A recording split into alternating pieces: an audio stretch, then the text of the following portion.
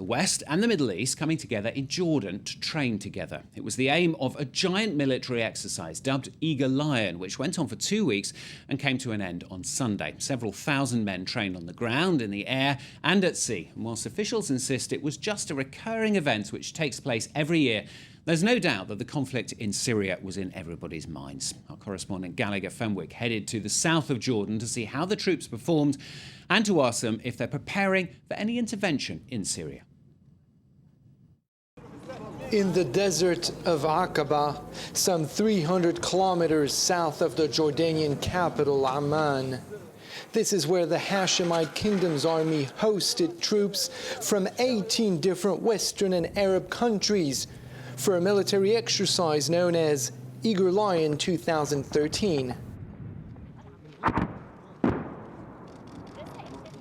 It probably is no coincidence that these exercises are taking place in the southern tip of Jordan, as far away as possible from neighboring Syria, in order not to openly threaten Bashar al-Assad's regime. However, American officials who are here have confirmed that part of the hardware that they came with will be staying behind once these drills are over. Well, I think it's fair to say that the Jordanian government has asked, and the American government has said yes, to a presence of F-16s with their associated personnel and Patriot missiles with their associated personnel after Eager Lion concludes.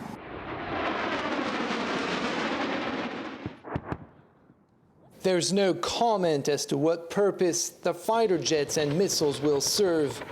Jordanian officials are eager to dismiss the idea that Syria is at the back of their minds as they watch field training exercises that demonstrate the capabilities of their brigades, partnered with U.S. Marine Corps expeditionary units.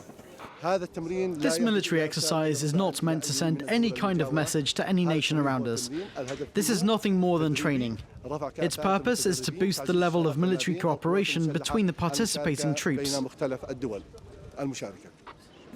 We then head to the Red Sea to witness another example of cooperation between U.S., Jordanian and Iraqi special forces in a visit board search and seizure operation on a moving ship. This is the most difficult situation that we may face in the future because we are dealing with a movement environment. The ship itself is moving and the sea itself is moving too, and the boats that's they're going to approach the target is moving.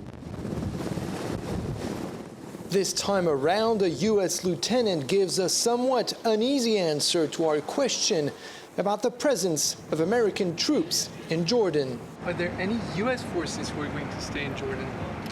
That's where I'm not sure of all the details. I know that there were a very small number of U.S. forces that were here prior to the exercise, but at this time there are no forces that are going to stay behind after Eager Lion 2013.